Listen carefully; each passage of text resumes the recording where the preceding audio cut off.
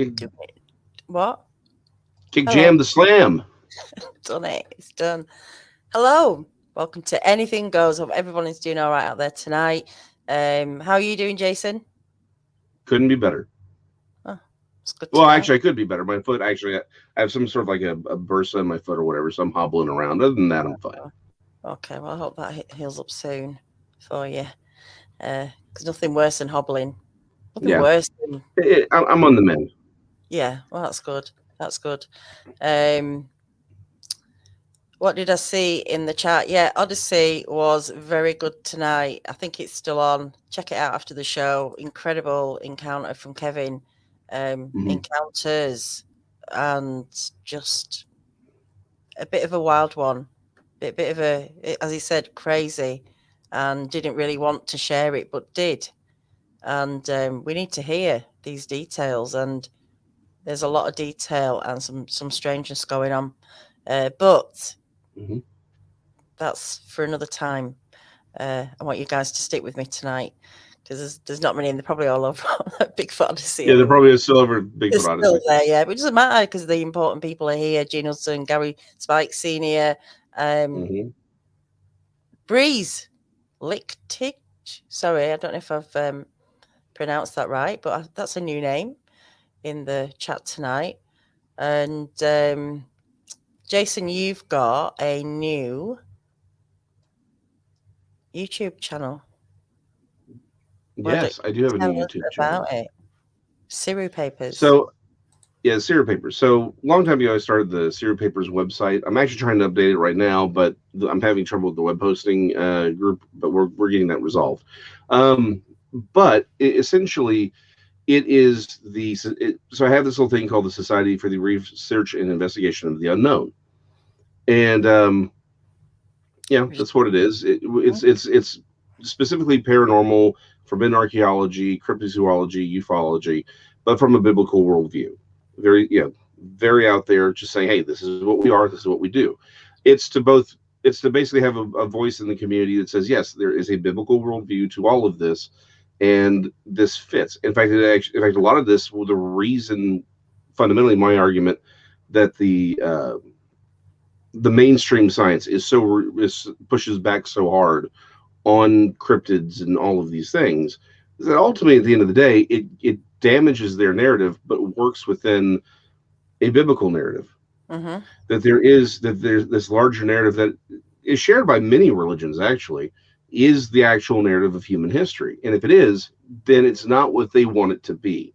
So it's exploring these things. We just want to have, you don't have to necessarily be a Christian to watch it or anything.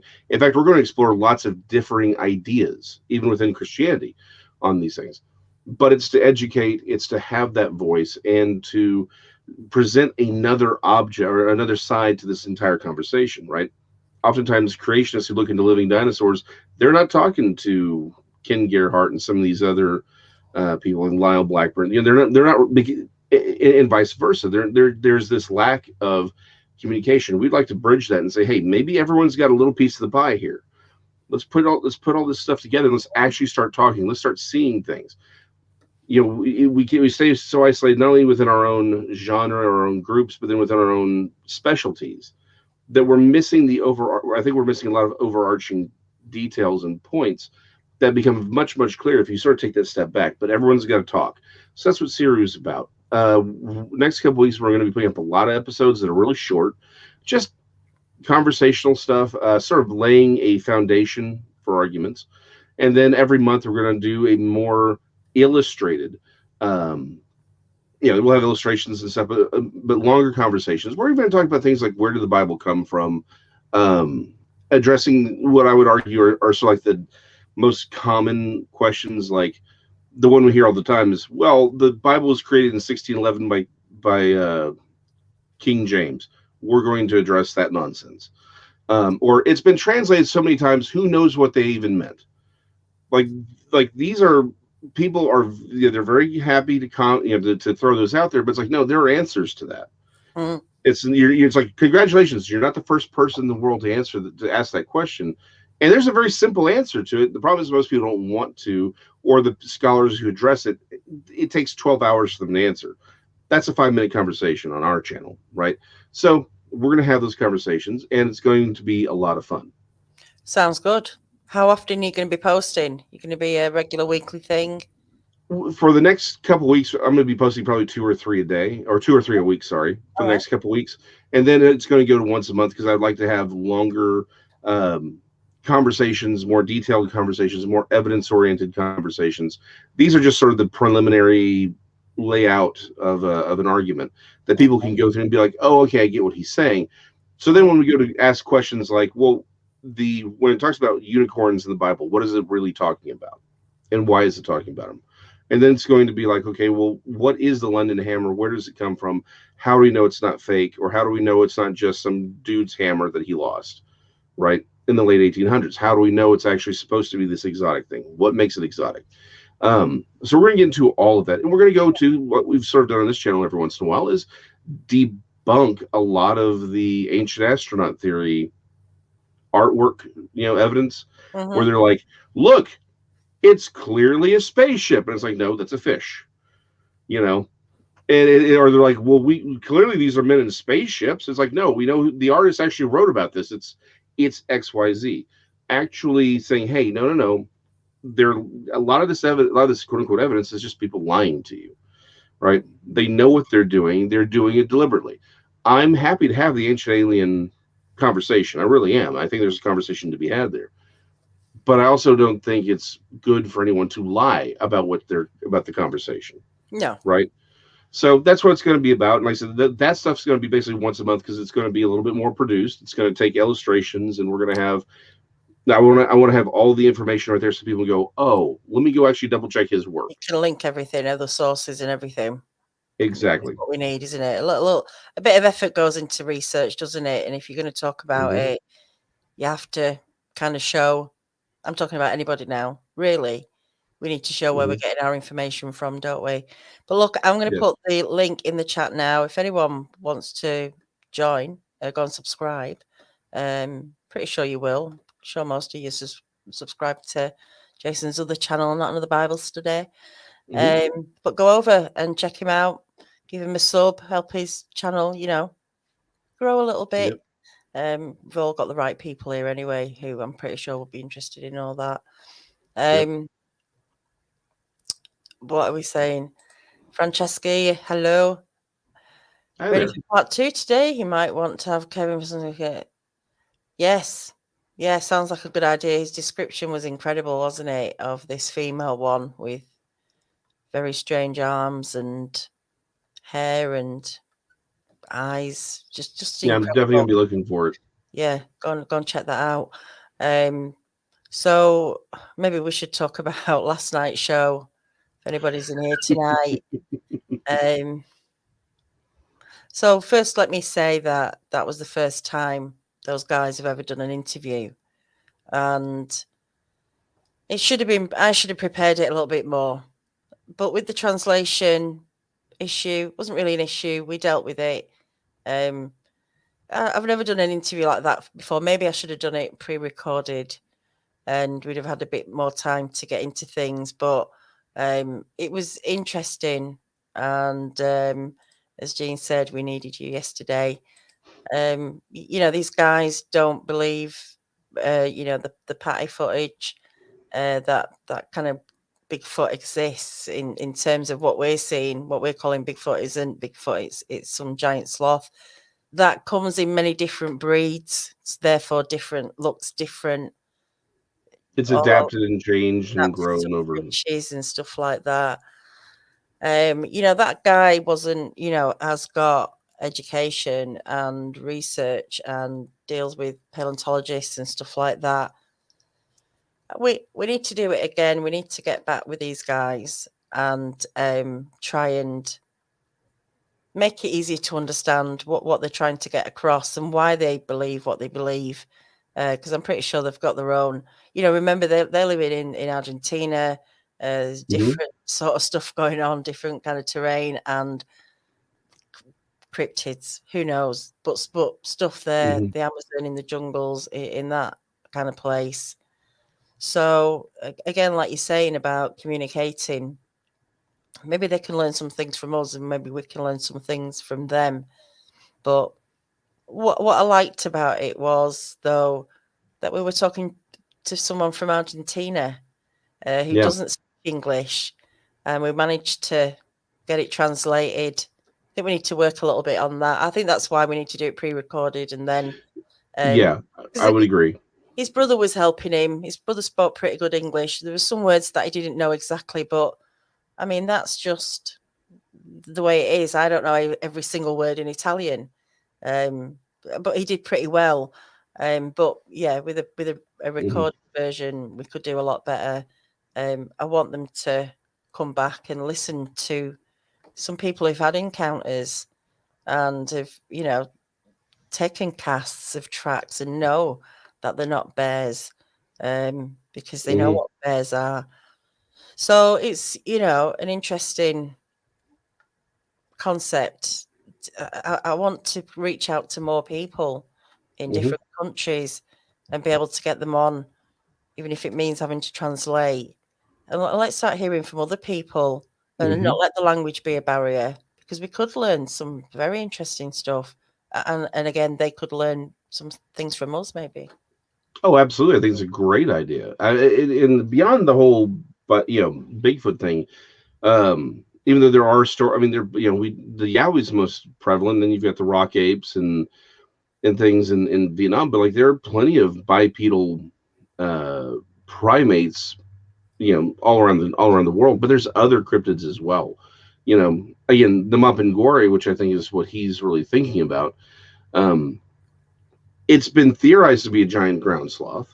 That's supposedly survived, but there's other creatures. I'm willing to put money down that there's still a form of Mesonequid that's still alive um,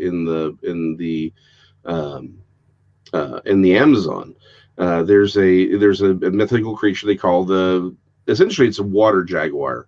I believe it's tapir ayawara, but when you read the description, it reads very much like a Mesonequid, which is imagine a Clyde's or maybe not Clydesdale, but imagine a full thoroughbred horse, right? Mm, And at the end of its, with a shorter neck, but then a 3 foot wolf's head. That's a right. Mesonequid. Like basically, it's something out of your nightmares. That's kind of what they're describing in the Amazon. Is this very large, semi-aquatic horse-like thing that's also a predator? Um, I actually have a theory that it may even be the Beast of Good Dawn. That may have been a Mesonequid, the way it's described. Because it talks about it walking through and having its nails with brass nails hitting. So it's like cloven. And that's a repeated theme in a lot of where the few genuine sort of werewolf stories that are told out of France over the 1700s. Um, it's the size of a horse, and it has hooves, but it's a wolf. So, well, that is exactly what a Mesonequid is. It's part of the horse family, but it's a predator. So, and again, there are lots of places around the world that have strange creatures. Some are big and exotic, some are small and exotic, some are just fun. But I think that's a great idea. Let's get all Mm. kinds of people from around the world to talk to us because, like you said, we're all going to learn new things. Maybe there's something that they're doing. They're like, you know what? Maybe that would work here, and we actually learn something. We can bring it to bear. Well, he said that they suck the blood and everything out of creatures. They're responsible for mutilations and things like that. And I think Tex said something like, well, maybe if we are doing things wrong, how would we, how would, Hmm. should we be doing them? I don't know if it was Tex, but somebody asked about gifting. I think it was Tex saying, what should we leave them? And he said meat. And then Tex said, well, he said an animal. And he said, but dead or alive? He said, oh, definitely alive. Leave one alive for them. I'm just like, no. Um, and so they Like can, the goat from Jurassic Park. yeah, so they can like suck the blood and its organs out of it or something. So See, please okay, don't leave live creatures as gifting for Bigfoot. Please, anybody, don't do that. tied They up, get enough. tied up They get green. enough. They get enough of that already, right? Give them something nice like sushi or. He said, "Don't give him peanut butter." I think with the three, I'm not going to say it. Just saying. Well, it just sounds wild, doesn't it? So here's what I think is happening with them on this one. Because okay, so the legends of the Mapinguari are wild. It has a mouth in the middle of its stomach, the whole 9 yards. Like it's weird, but the premise of there being a living giant ground sloth is very very possible. The overall shape of the Mapinguari does match, right? Lots of people have had this theory for a while. But what it sounds like he's doing is he's taking what we would now call the chupacabra, right? And he's blending the myths together. And which, by the way, is he's not the first one to do it. I think most of the problem with the chupacabra is a blending of a lot of different myths, right? They're calling them blue dogs. I prefer the Querocanids because I like the alliteration. But they are a part of the chupacabra mythos, but they're clearly not the chupacabra. They are not what's desiccating these poor chickens and goats and stuff, right? Well, the thing is, my grandfather, who worked out some, he grew up between West Texas and Waco. Like they had that. Like this is not new. This is this idea of these animals dying mysteriously, having all the blood drained from them. People have been seeing that for a long Mm. time. And Oh yeah, it's not a new phenomena. Cattle mutilations, not a new phenomena, and it's not an American phenomena. he's been doing this for 20 odd years as well, so Hmm. he's not saying it's not a new thing for him. But yeah, you're right. Yeah. It's been going on for a long time, especially in South America. Some Hmm. weird mutilation kind of Yeah. blood sucking stuff going on. I Well, mean, some exactly. people might like sucking blood out of people. I mean, you don't know, do you? What it is? I mean, Hmm. could be something doing it. So actually, that's a great question, or that's a great comment, because my whole point has always been whatever's doing the desiccating of these animals is not what we think it is. So I think the problem is he's sold on the idea that the Mapinguari is a ground sloth, which I'm okay with. I would tend to agree with him, but then that becomes the explanation for everything, right? It's the reason. It's the chupacabra. It's the Bigfoot. It's the everything. Um, and I think that's the misstep he's taken. And by the way, a lot of people take that misstep, right? In other fields, where it's like, I found one thing. I've got evidence for one thing, so that one thing then explains everything, right? Instead of just sticking to that one area. There's no reason to believe a giant ground sloth would be a predator at all. In fact, if anything, it would be a vegetarian. Um, and it would just be like a giant panda, right, where they're just eating leaves and other Well, stuff. he said they're not like the tree sloths. They move very fast, like really fast. Well, and They're a yeah, different kind of thing. well, And which to say that the Bob Gory could be something other than a giant ground sloth, I'm okay with as well. But now the problem is to take something that we know existed, right, like the giant ground sloth, and then say, but what if it is one of this, but it's something entirely different? Well, now you're just theorizing, right? Instead of you're not, so again, it goes back to we have to we have to look at what the evidence actually is. What is seen versus what people say they've seen. And the problem is, it just sounds like he wants to put everything in one basket. I just think that's eggs and baskets. Uh, I think there just may be alternatives, but I get what he's saying. That it's had time to grow, it's evolved, it's adapted, and so it's not the ground sloth that we all know and love from the fossil record. mm, But I get that argument, but I would need to see a lot better evidence for that because you're talking about some radical changes to that creature to make it a blood sucking chupacabra thing. I've got a image of that's what he's on about. Yeah, These that's pictures here.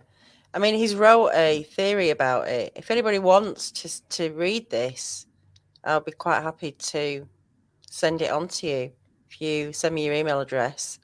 Um, he's put stuff in writing, and he's an author. He's done some research, and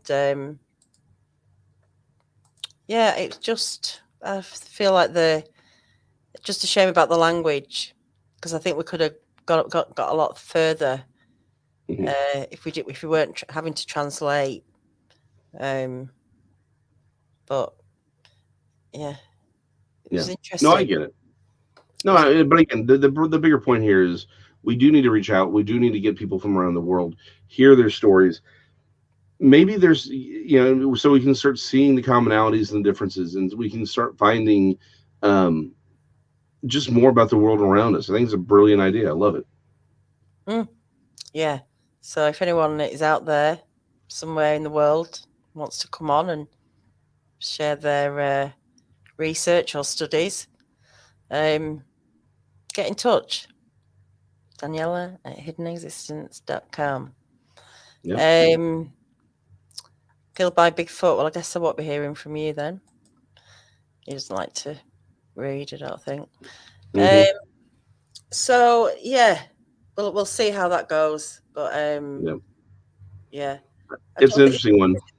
Yeah, is it lagging, guys? People struggling with the thing? Maybe just refresh your page. Is the chat really going that fast, Ruger? Doesn't normally go very fast. It's been moving. Has it been moving? All right, Jean, I'll send it to you. I've got your email address. And yeah, like I say, just get in touch if you want to see a copy of it. And hopefully, yeah, there'll be a part 2 coming up with that. So, what else have we got? Well, I don't know. I finally get a chance actually to listen to the UK. I forget the name of the interview. In the interview, some terrible names. It's the one where he was being harassed. Oh, Rob, yeah. Yeah. Where he moved and they followed him. Yeah. Right. So I was thinking about that one, and he kept talking about the infrasound, and one of the things that occurred to me is we keep hearing people talk about infrasound and being zapped by infrasound. I don't know that we know that this is infrasound. I mean, just as we talk about it like it's like, oh, it was infrasound. I don't know that that's necessarily the best option for a lot of this, particularly when you put what happened to him, right? Yeah. Because even you were sort of like, this doesn't sound like an animal is doing this kind of a thing. Yeah, like you do. Even you seem to be sort of more like, this seems more like a paranormal thing than, like, you open yourself up to something. This wasn't just this was not a physical. You were not being tormented by something physical. Yeah, I mean, there was so much to it. I did look into infrasound because there doesn't seem to be a lot on it. Well, I mean, there's lots on it, but like, says here, report. How does it affect humans? Reported effects include those on the inner ear, vertigo, imbalance, intolerable sensations, incapacitation, disorientation, nausea, vomiting, bowel spasms, and resonances in inner organs such as the heart. I mean, there's just how else can, maybe this is a problem, is we don't know how else to describe something. Yeah. Other than just give it the label it was infrasound. This is the issue with a lot of things, isn't it? Is we're making, since we can't measure it, we don't know what it rightly is. Yeah. So he was hearing humming, a lot of humming as well. But this felt like there was more than just a flesh and blood thing going on. Oh yeah. I mean, really messing with his head, making him mess with his head. There's a lot of factors that start getting involved when stuff like this is going on. But yeah, there just was so much detail. You could tell he had a lot going on. And he couldn't get it out fast enough. So he actually reminded me a lot of the woman they interviewed who was attacked by Lechusa, and I talked about it in my book. And when I was talking to her, Like he and her sound very, very similar as far as when you talk to them face to face. And even some things he was talking about reminded me of her story, right? Like he was talking about how he would hear them knocking on the windows and stuff like that. And like even during the week when he was like, that's what happened to her. And that's why when I'm like, hold on, you're talking about stuff like broad daylight kind of things, right? Out in public. He was talking about them being there. And I'm like, I'm sorry. I know there's a lot of people who think that Bigfoot has translucent hair and therefore can be invisible. Polar bears have translucent hair. You still see them, right? They're not white because the snow is white. That's just not how translucent hair works. If a creature can be right next to you and you don't know it, that's not a physical creature. Or let me rephrase this. It's not a natural creature because I'm sorry, that's just not how this works. But again, the Lechusa that attacked the woman I interviewed, it was clearly a physical creature. It bent the tree over that it was in. Mm. In fact, what was terrifying her and her friend was it was moving from tree to tree, following them, and they would hear this thing crashing into each tree. So it was clearly physical. It was knocking on her window at night, but it would follow her. When she was in a movie theater, she could hear it there in the theater. That sounds very much like what he was talking about. It seems like these creatures are just simply taking different forms. And there may be different reasons for that, but um, but that doesn't mean necessarily that they're natural creatures, right? These are clearly what he encountered is something else, and that's sort of the question we even asked on Monday's show was just to keep everything 100, as the children say these days, right? Because I'm hipping with it. Mm. Um, it's like, is it possible that all of these cryptids, the pterosaur I saw, the Bigfoot, all the living dinosaurs other people have seen, are they all maybe not natural creatures? Are these all some form of supernatural manifestation? And maybe it takes different forms. Maybe it just looks like something like maybe I saw I'm like, well, it looks like a pterodactyl, so it must be a pterodactyl. What if these are all paranormal? And here's the other side to that. If it is, that also explains why some people never see them. Because what if you have to be sensitive to see them anyway? Mm. And you're just sort of seeing and you're just sort of gazing into them. I'm not saying that's necessarily my viewpoint. I'm at all, but what I am saying is that we have to at least be open to that, particularly when you hear stories like his, right? Where this is clearly not the act of some wild man or bipedal ape. This is a very targeted, directed paranormal event that is going after this poor guy and making his life a living hell. Well, if that's the case, then we do need to at least ask, like, maybe that's what's happening with all these creatures. Maybe it's all paranormal, and which begs the question: then how do we even determine that?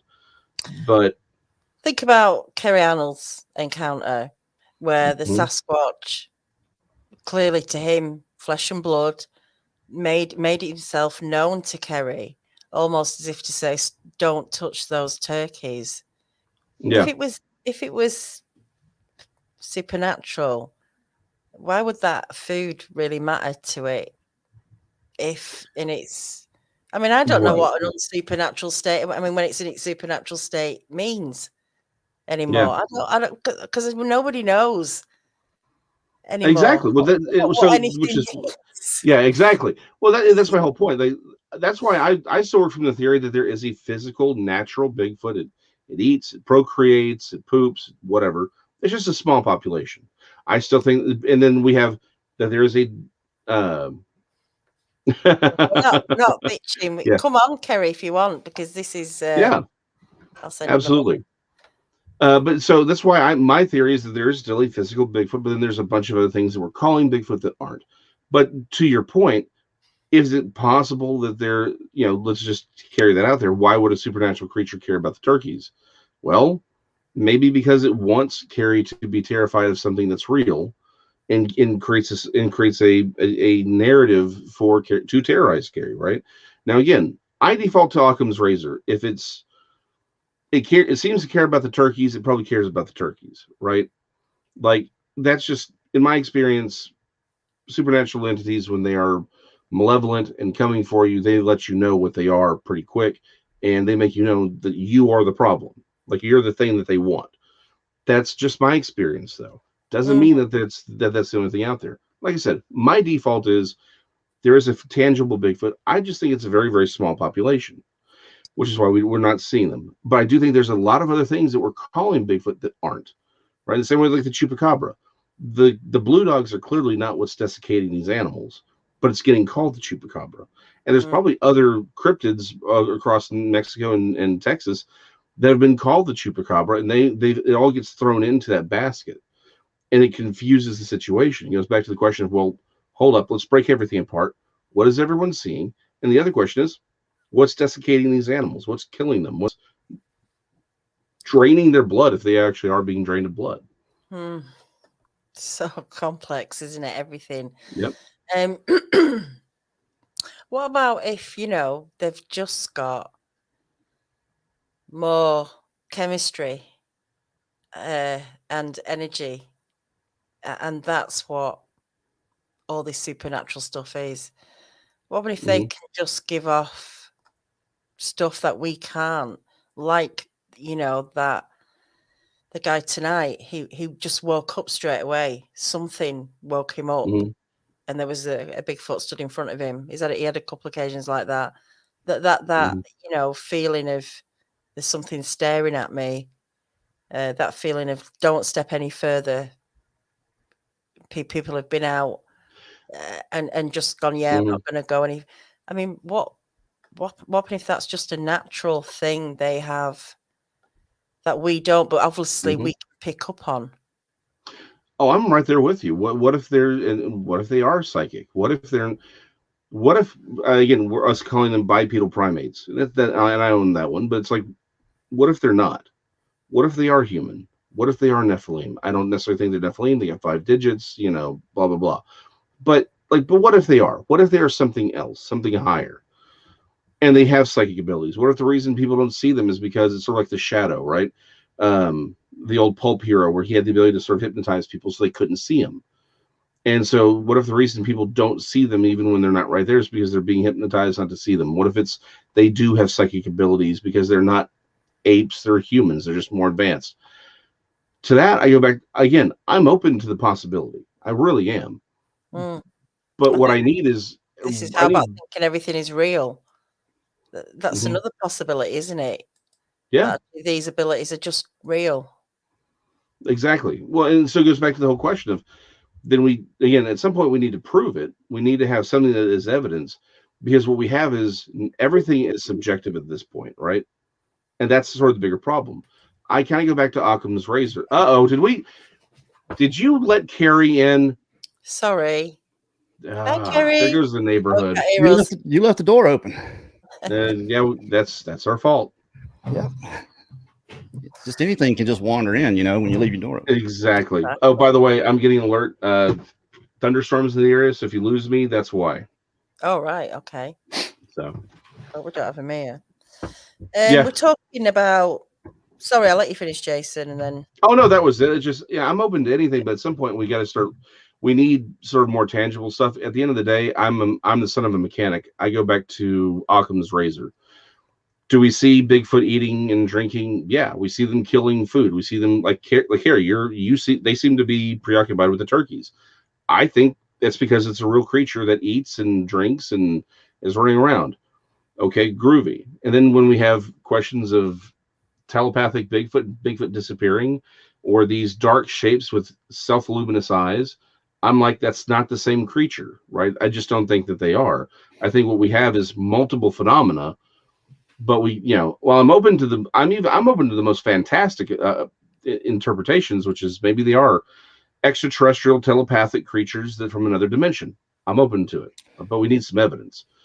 Occam's razor is where I fall down. Okay, yeah. Look, fair enough. You have to use that at some point, just to narrow down and debunk. You have to use that thing, that Occam's razor, which is whatever's the most obvious, most likely is probably the truth, right? So what happened with me? I think there's too many variables in there. It's obviously situational, but I still think there's too many things in there to pin it down to just one, to say, yeah, it was the turkeys, or it was the food, or I did a lot of things there that could have really potentially upset them. So I tend to think it might have been that. But my point is this: what happened with me the guy we just had on, Kevin Saunders. Yeah, I want to hear that one. I want Oh to my, listen to I that mean, they spoke to him. They were trying to tell him, hey, you're a good man. We never run into people like this. He's like, getting embarrassed because this young Sasquatch female brought her parents to meet him, and they're 20, 30 feet away talking to him in his head. Now, Yeah. I have no doubt that this happened to him. Do we call Oh, that absolutely. Sasquatch? We're calling it Sasquatch. Do we call what happened to me Sasquatch? I think Sasquatch should be just a ubiquitous term for all of it, because we don't know enough to pin them down to say, okay, well, there are people that type them, obviously, but you just have to call it Sasquatch, because what else? I mean, no, and I get that, and I get I get that. My ultimate fear, though, is it is what's preventing us from really moving forward. And let's take this as an example. Let's say we had a deer, an unknown deer, and then we had a wolf, but we would call them by the same name, and we couldn't figure out why we couldn't track them down, or why one guy has this story about this animal and it's behaving one way, and then we have this other story about this other animal and it's behaving another way, and we're like, well, clearly it can't exist because these can't be the same animal. Well, the Occam's razors, people are seeing the two different animals. And so my only point here is, I get what you're saying. It's like we don't have any other word for it.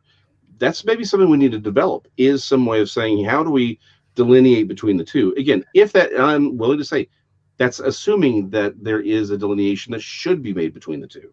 people right? do this already. I can show you several videos of the 10 different types of Sasquatch, or the 8 different types of Sasquatch, and a breakdown of why it's that type. But this is just what somebody came up with from their own listening to stories, watching videos. I mean, it's not official. It's not, we don't have the technology yet to be able to study these things. Exactly. It all comes down to all of them. It comes down to the nature of the creature. And because of their nature and their proclivities, what they obviously do, hide from us. Yeah. It's too hard to study. We can't figure out enough about them to separate them, realistically.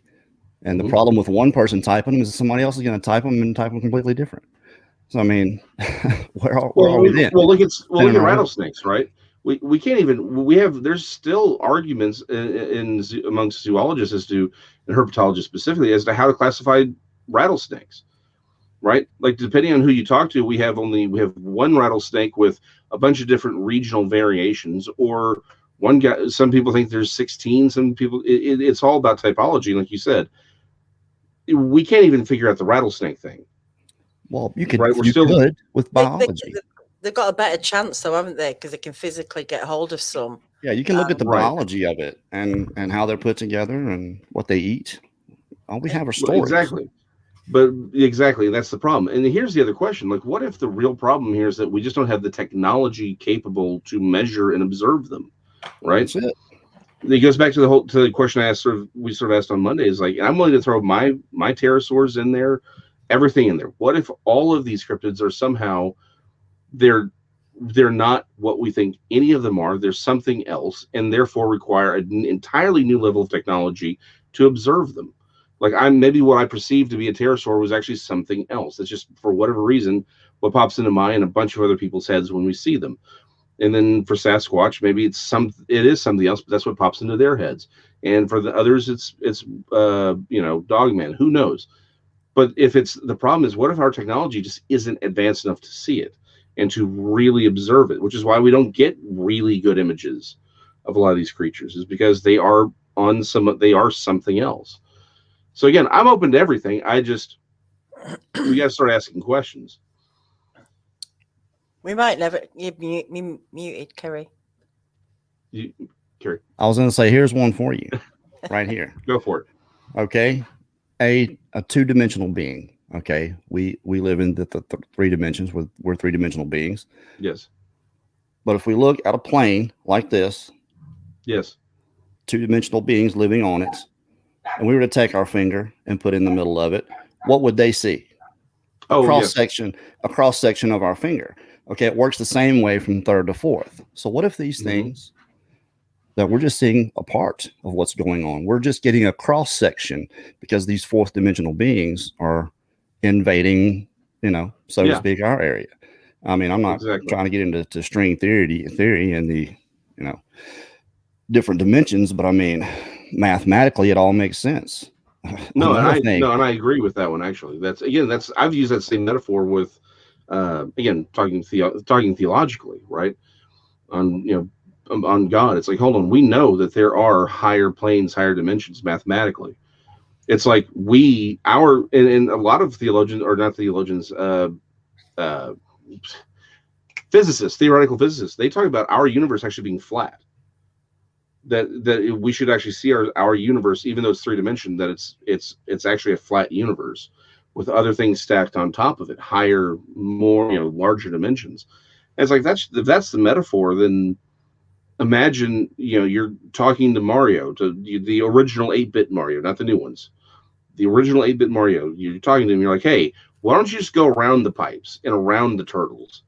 The word would have no meaning to him, because to him, sure. he lives in a 2-dimensional plane, like you said, up, down, left, right. Like that's all he's got. Mm-hmm. Well, in the same way, if we were talking to a creature from a higher dimension, and he'd be like, well, why don't you just go septward? We'd be like, what's septward? Well, that word wouldn't have any meaning to us, because that's the 7th dimension. Septa meaning 7, right? It's the 7th movement. Like, it makes no sense to us. So if some of these creatures are from a higher dimension, again, I'm all for it. I believe in the higher dimensions, obviously, but then the problem goes back to the real problem is we don't have the technology to even observe them properly. Sure, And but that's what if it's the both? problem. What if it's both? Can't both things be true at the same time? 5th dimensional beings, extra dimensional beings, and a living, breathing Sasquatch out in the woods? Oh yeah, well that's what we've been talking. That's my basic theory. Is I think there is a living, breathing, it eats, it poops, Sasquatch running around, right? Bipedal again. I'm even questioning how bipedal it is. We don't know how often it goes on all fours, or how often it goes on 2 legs. I just think it's a small population. But then I think there's other things out there that are clearly not a natural creature as we know them. Right? That's it. And the problem is we're putting it all in the same bowl. I would just like to be able to say, well, what's the physical one? What's the natural one? And let's not even say physical, because again, I've already speculated that supernatural can be physical. But let's take the natural one and say this is it, and we can track it down, we can find it. But we're not going to be able to do that if all this other stuff is put in the same box. Because now it goes back to the deer and the wolf thing. It's like the deer and the wolf, they have different habits, they have different, they're attracted to different things, and it just seems like if we can find a way to figure out what is what, and say this is Bigfoot, and maybe this is, we will give everything new names, right? We'll give everyone nice and shiny, sexy new names. But if we could do that, then we might actually have a way of saying, okay, well, hold on.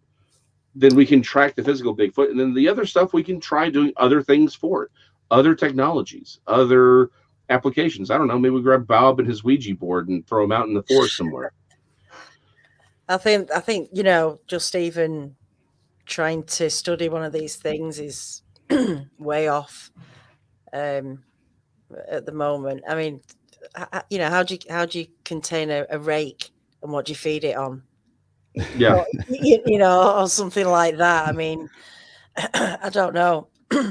just like you're saying, technology, even then, I mean, these things seem beyond our reach anyway, but also then to study them and understand what they're doing. And I mean, it just seems like, for me, it's an out of reach thing that we won't be able to get to that level. I don't know. It just seems we hear would you. have done that by now. Well, but I think the best things are out of reach, though, aren't they? I mean, that's what makes us grow. And the moon was out of reach until it wasn't, right? Understanding of germs and all that, like, until we had the technology, that idea was out of reach. But look at all the good we've done since we've reached it. The problem is, if you don't reach for it, you'll never get it. At least you can see where the moon is, though. You can see where the moon is. You just keep heading to that line. It's like, it's right there. It's just like, there. We can't even convince people that Sasquatch exists, or any of these other things, for that matter. Most people, are just not going to believe it until someone official brings it to them. I think that technology is out there for them to do it, and maybe they have done it, and maybe they do know these things. They do know the different types of all these things and creatures we see, and if they see us running around in the dark, swinging and flailing around at nothing. That's essentially what we're doing. So, and laughing at us the whole time. So I think people that get over the target, you just don't hear from them anymore. That just leads me to believe that we're just we're all still a long way off. We have to convince more people, and that's why we don't try. We're not ambitious enough to think that we can prove anything when it comes to any of this stuff. But what we can do is tell people they're out there and they can either believe us or not. So that's all we got. I wonder how many people have had that experience that Kevin had. The I know, right? I mean, he seems like a completely legit guy with no reason to lie. I mean, why on earth would you say something like that? It's not going to draw the right attention. You just wouldn't. And I get that when he said he'd forgotten about it, the just packed it away, because what do you do with it? You know, there are a lot of people who have very similar stories about different creatures all over the place, right? I mean, what was it like? What's his name?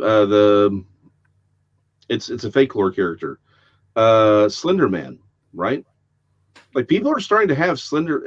Once at the height of this popularity, people were actually having Slender Man encounters. There were girls who were willing to murder one of their friends for Slender Man.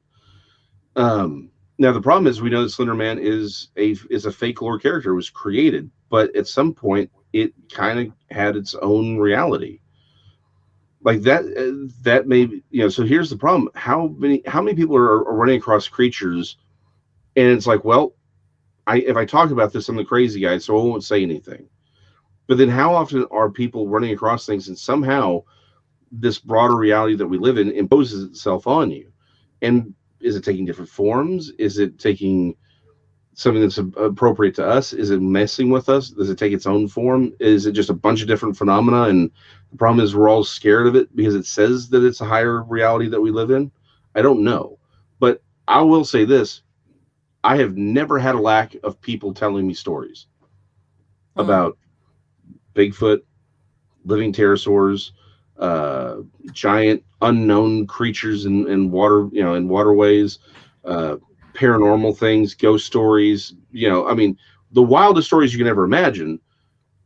Stuff I've been able to verify where it's happened, like 3 or 4 different people unknown to each other had the same encounter, right? And they're seeing the same creature in different times. And the creature is clearly not a physical, or let me rephrase this.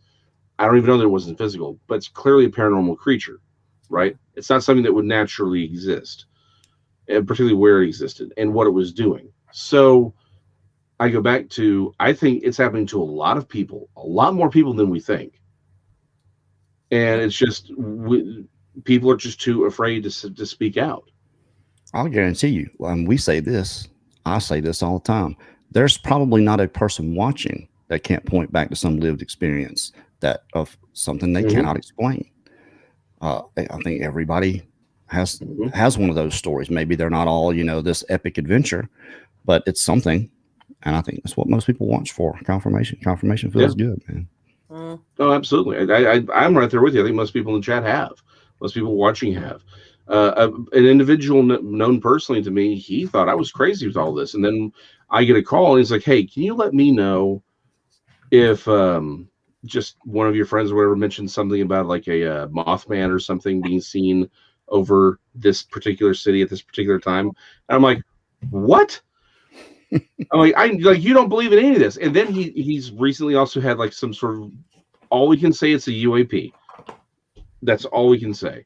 Nothing definitive. Just it freaked him out, and he's like, what the hell is going on? And I'm like, this is the reality I've already told you has been going on. Like, where you were, where he was, I'm like, that was a pterosaur. Here's how I know it. Here, it's like, congratulations, you just saw a UAP. But it's like, this is the broader reality. I think the problem is most people they want life to be simple, and these are complicated creatures. These, yeah, fair enough. I'll tell you what's interesting about the Slender Man thing is that 2 girls, 2 American young schoolgirls, Yes. killed one of their friends. They They didn't kill her, but they tried to. They tried almost killed to, her. yeah. And both of them were convinced that Slender Man was. I mean, it's Was just real. interesting how two of them together, not just one and the other one going along with it. I mean, they both convinced that the Slender Man had. So Well, that's how impressionable young kids are Right. in America. I think it's how impressionable children are anywhere. But the problem is, it wasn't like if it was just them, I would have just said, okay, it's a terrible story about some very impressionable young children. The problem is, there are adults who have claimed to have seen him now. Like they've actually come out and said, I saw this thing. So I tend to think more of it's just the overall Slender Man look is just sort of a universal thing. And so they're just like sort of like the whole thing about Sasquatch. They're just using the word that they have, right, for it. But it's entirely possible. Nick Redfern writes a lot about tulpas, the idea of these thought forms, where these creatures, essentially our concentration on them, our thinking about them, brings them into existence, and then they have their own sort of life. They're not just trapped by the lore. They can go off and do their own thing.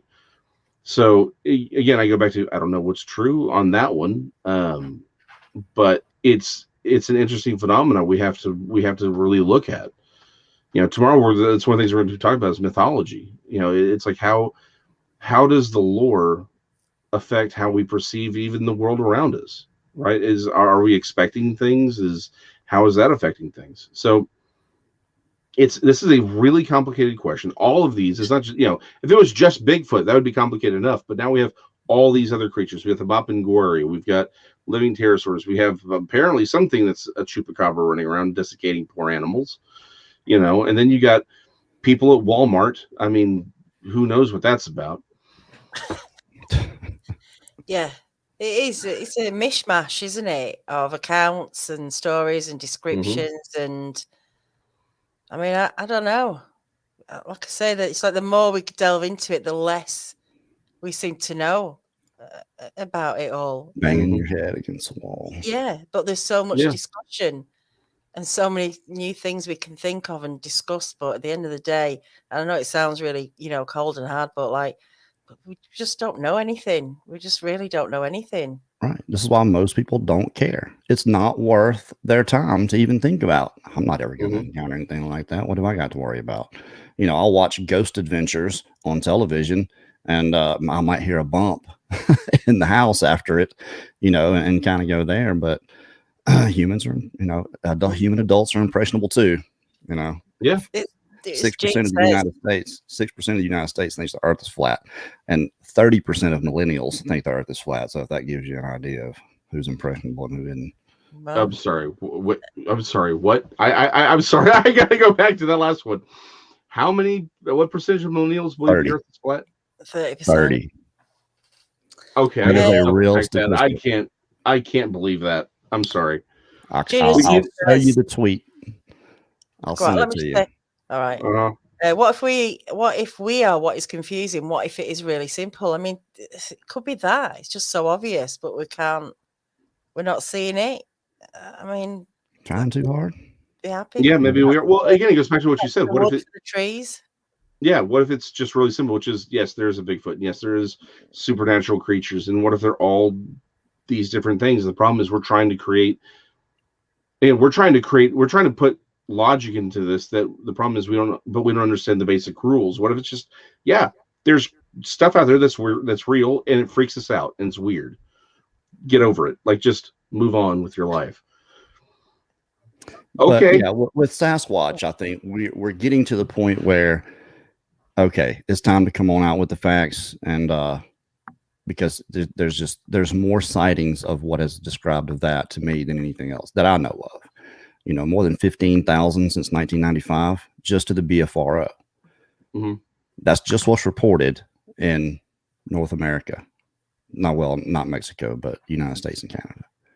That's just what's reported. It's time. This whole 411 thing, is it connected? I tend to believe it is. I mean, David Paulides does Bigfoot conferences. Yeah. I think he thinks it too. He just can't say it. Yeah. This is but I mean, does he do UFO conferences as well? Because I think these these things happening could have a lot of. I mean, I don't know about UFOs, but there's stuff going on, isn't there? There's all sorts of stuff going on. I don't know. I don't know when you think about. You say that it wouldn't want the attention. You know, people would come out. You know, why doesn't it take hunters out? Because it knows people would come looking. Why wouldn't it feel like that in the Appalachian Trail Mountains, wherever it is? Maybe nature again. The nature of the creature. Yeah, could be. Everything about survival. Why would they just kill somebody for the heck of it? I don't like. No. There's no reason to.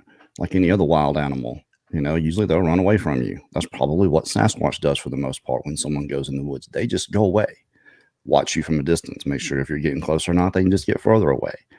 But there are these instances, you know, these other things that do happen. People going off trail, hunters. And I think it had to be a situation where maybe this thing knew it could take whatever or whoever was there without being seen. And maybe it was just that hungry. Who knows? Maybe it's just that simple. Hungry, quick meal. Yeah, absolutely. We taste like pork anyway. That's what they say. By the way, Carrie is right. Apparently, only 66% of millennials believe the Earth is a sphere. Oh, it was 24. Or was it? No, it was more than that. 34. Yeah, 34%. Yeah. Yeah, so 1/3. It's you know that poor girl from South Carolina, a few years, like I say a few years, like 10 years ago now, she was up there like less than, I think there were 25% of Americans couldn't find America on a map or on a globe. Like that was the question given to her. And she just blows the question. I'm like, everyone's is yelling at this poor girl for not getting an answer to this. But I'm like, shouldn't the real problem have been, why would you give her that question? Because the only reasonable answer to that is, are you effing kidding me? Hey, look, I mean, obviously epic failure in the educational system in the United States. Yeah. It hurts sometimes. But so going back to this whole thing, right? Like the 411, I think it's complicated. I think Bigfoot's involved, but I think some of this other stuff. Again, it goes back to, here's the problem. We live in a world where we have living dinosaurs, Bigfoot, whatever that is, UFOs. We've got really good accounts of little people and all these strange creatures, right? Mermaids for crying out loud, mopinguaris, giant spiders, which I never want to be real. No. And it's like, this is the world that we live in. Maybe that's the problem, is that is the world that we live in. It is, there's this other aspect to it that's just beyond our normal and our capable understanding, and that is sort of the problem. And again, what if it's all just an illusion, and this is all, there's something else trying to keep us distracted from something really simple and obvious. Until we have some way of measuring it, it's, we're just doing our best, but I think we should continue to do our best and ask the best questions. Are we doing our best though? What is our best? Not on a Sunday. I'm just I'm crashed. I got a burst on my foot. Yeah. Well, we're doing something, aren't we? But are we doing the right thing? That's the thing. That's the thing. We just don't know. We don't know enough. We don't know. We don't know. Hold on, Ruger Ridge. I see what you did. I see what you did there, and I appreciate it. Oh. You made a pun. And I appreciate that, sir. Okay. Well, look, this discussion will just go on and on and on and on. Yep. Forever until something happens. That's all we do know. I guarantee it. When we find it, we'll be talking a bit more about it, a lot more about it. But it's just fun in the meantime, trying to think and come up with ideas and opinions and stuff. But yeah. Well, if there could be theoretical physicists, there could be theoretical cryptozoologists as well. And wow, there's a made-up title. Exactly. Well, you know what? But here's the thing: theoretical physicists have found things. Like, we're still finding things Einstein predicted. So maybe that's what we're doing. Maybe you should go to some university and say, "Hey, I want to teach theoretical cryptozoology." You know what? I'd probably get paid better. I'm doing what I'm getting paid right now. You look, they Um, might let you do it right now in the environment of today.